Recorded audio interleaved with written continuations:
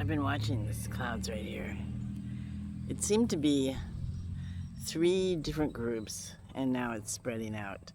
But it looks different than what I've seen a lot.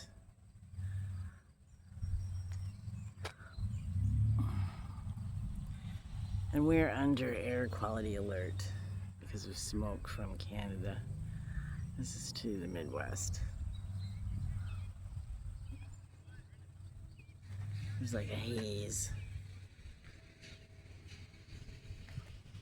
that you can see close to the ground. And it's supposed to get worse, even though the temperature is going to get cooler. So I'll just take it easy and relax.